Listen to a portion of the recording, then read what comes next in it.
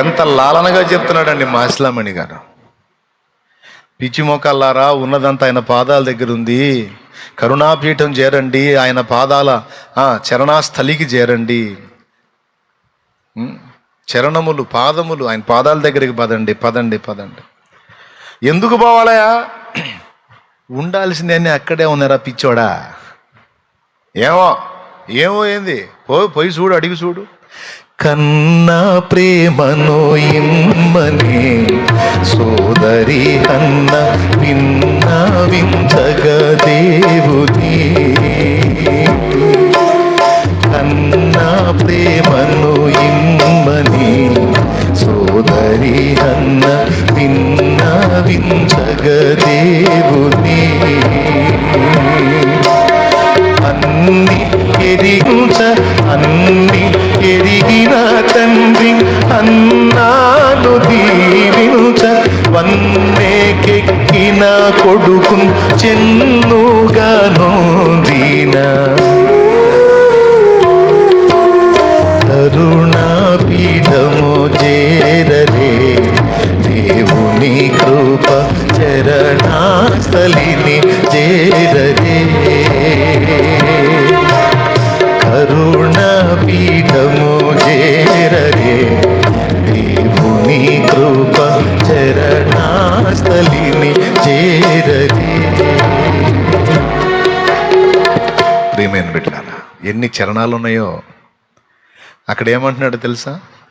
కన్న ప్రేమ నిమ్మని హన్న దేవుని పాదాల దగ్గరికి వెళ్ళి వేడిందట. కన్నా ప్రేమను ఇమ్మని సోదరి హన్నా విన్నవించగా దేవుని, అన్నీ ఎరిగిన తండ్రి హన్నాను దీవించ, వన్నెకెక్కిన కొడుకును చెన్నుగన్నుందిన కరుణాపీఠము చేరరే దేవుని చరణాస్థలిని వేడరే. ఎలాంటి కొడుకును పొందింది? ప్రార్థించి ప్రార్థించి ప్రార్థించి ప్రార్థించి, ప్రార్థన లేకుండా మిగిలిన వాళ్ళది కన్నది వాడెవడు ప్రసిద్ధి గాంచలా. ప్రార్థించి ప్రార్థించి ప్రార్థించి ప్రార్థించి ప్రార్థనాపూర్వకంగా కన్నోడు సమూయేలు అయ్యాడు. అతడు రాజులను నియమించే ప్రవక్త అయ్యాడు.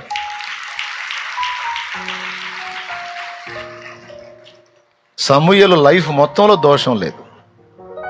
రోషగాడు, మాట పడనివాడు, అగ్ని వంటి వాడు సమూయేలు. అలాంటి ప్రవక్తకు అమ్మనిపించుకుంది హన్న. అది ఎక్కడ పొందుకుంది అంటే కరుణాపీఠం దగ్గరేనరా, పదండర్రా. ప్రార్థన ఎందుకు నిర్లక్ష్యం చేస్తున్నారు? ప్రార్థనా జీవితాన్ని ఎందుకు కోల్పోతున్నారు? ప్రార్థన విషయంలో ఎందుకు సోమరులు అవుతున్నారు, నిష్ఫలులు అవుతున్నారు? ప్రార్థన ఎంత కీలకమైంది. దావీదు గురించి మాట్లాడతాడు, యాకోబు గురించి మాట్లాడతాడు, పౌలు గురించి మాట్లాడతాడు, హన్నా గురించి మాట్లాడతాడు, యేసయ్య గురించి 2 చరణాలు రాశాడు. మొత్తం 6 చరణాలు.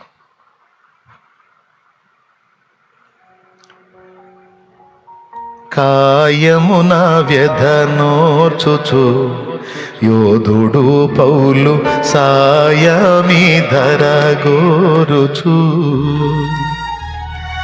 రోయుచు అంటే ఏడుస్తూ తన ముళ్ళు దీయుమని ప్రార్థించి, రోయుచు తన ముళ్ళు దీయుమని ప్రార్థించి, 1000 రెట్లుగా కృపయాప్యాయముగా నోదిన. 1000 రెట్ల కృపను పొందిన స్థలం రా, ప్రార్థనా స్థలం. పదండర్రా, ప్రార్థన చేద్దాం పదండ అన్నాడు. ఏం పాటలండి అయ్యి, మండించే పాటలయ్యి. ఇప్పుడు సోదరులకు అర్థమై సావట్ల. ఏం చేద్దాం? కనీసం దాని గురించి ధ్యానించాలన్న ఆలోచన కూడా లేదు. ఇప్పుడు పాడితే కూడా వినేవాళ్ళు లేడు సరిగా. చెత్తపాట ఒకటి బాటి పెట్టి ఎగబడి చూస్తున్నారు. ఇట్లాంటిది బాటి పెట్టి కూడా చూడట్లా. ఎందుకు? ఆ భాష అర్థం కావటల్లా. శాప భయమున నేర్చుచు దావీదు తన పాప రూపము జూచుచు, తాపముతో పశ్చాత్తాపముతో ప్రభుని ప్రాపుగోరగనే ప్రాపు గోరగనే క్షమాపణ నొందిన.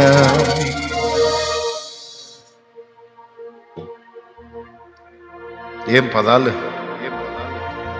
పాప భయమున నేర్చుచు, శాప భయమున నేర్చుచు, తన పాప రూపము చూచుచు, తాపముతో పశ్చాత్తాపముతో ప్రభుని ప్రాపు గోరగనే క్షమాపణ నొందాడు దావీదు.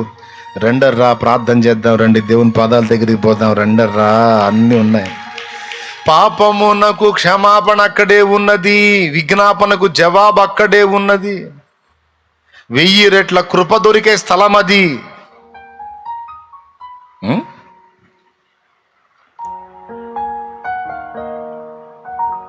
హృదయ వేదన నొందుచు యాకోబు తన మదిలో భయమున గుందుచు,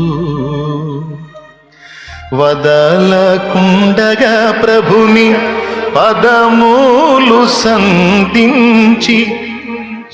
నన్ను వదిలిపెట్టి వెళ్ళిపోతావయ్యా, నీకోసమే కదా నేను ఇక్కడ. భార్యల్ని పిల్లల్ని ఒక ఆమె కోసం 21 సంవత్సరం ఊడిగం చేశా మా మామకి.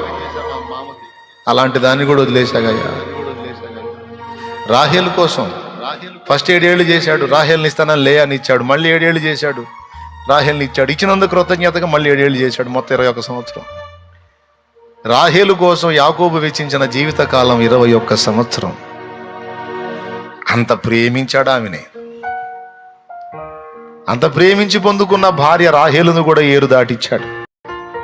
ఇప్పుడు రాహేలు వద్దు నాకు, లేయా వద్దు, బిల్హా వద్దు, జిల్ఫా వద్దు, పిల్లలొద్దు, మందలొద్దు, దాసదాసి జనాంగం వద్దు, వెండొద్దు, బంగారం వద్దు. మరేం కావాలి? నువ్వు కావాలి, నువ్వు కావాలయ్యా. అయ్యా రాయ్యా నా దగ్గరికి రాయ్యా, నా పరిస్థితి బాగలేదు రాయ్యా, నా పరిస్థితి బాగలేదు రాయ్యా, నన్ను దాటిపోవాకయ్యా, నీకోసమే వచ్చా, నువ్వు లేకపోతే సావటమే నేనయ్యా, సావేనయ్యా నాకు, రాయ్యా అని కూర్చున్నాడు. వచ్చాడు, వచ్చి దాటి వెళ్ళిపోతున్నాడు. పోయి పట్టుకుంటాడు. ఇక రొమ్ముకు రొమ్మ అనిచ్చి ఆడికి పోయేది, నీకోసం వస్తే ఏం వెళ్తున్నావే, ఆగో నన్ను దీవించిపో. పెనుగులాడి తొడగూటి మీద కొట్టాడు.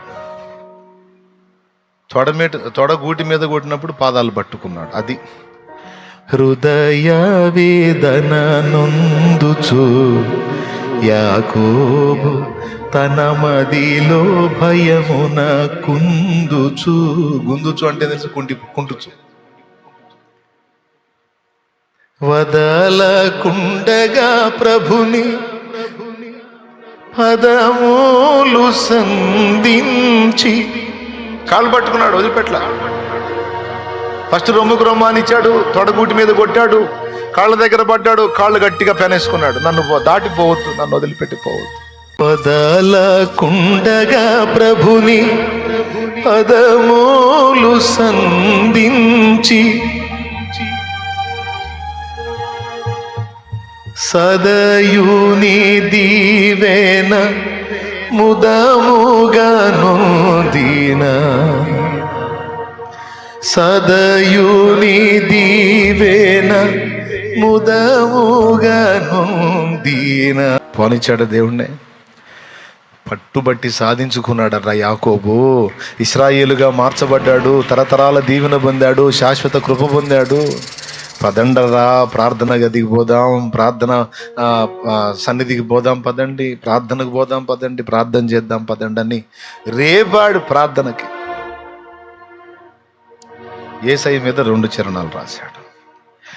ఇలా బ్రతుకంతయు ప్రార్థన, ప్రభు యేసునకు సిలువే తన తుది ప్రార్థన.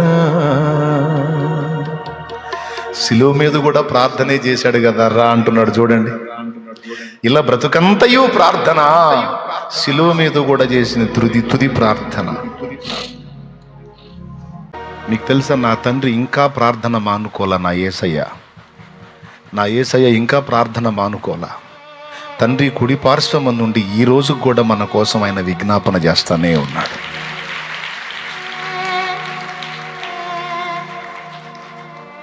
సిలువతో ప్రార్థన అయిపోలేదు బిడ్డలారా, సిలువతో ప్రార్థన అయిపోలా. భూమి మీదున్న ప్రార్థనలకు సిలువ ముగింపు అయితే, అక్కడికి చేరిన నాటి నుండి నేటి వరకు మన కోసం మానక విజ్ఞాపన చేస్తానే ఉన్నాడని రోమాపత్రిక 8:34 సాక్ష్యం ఇచ్చింది.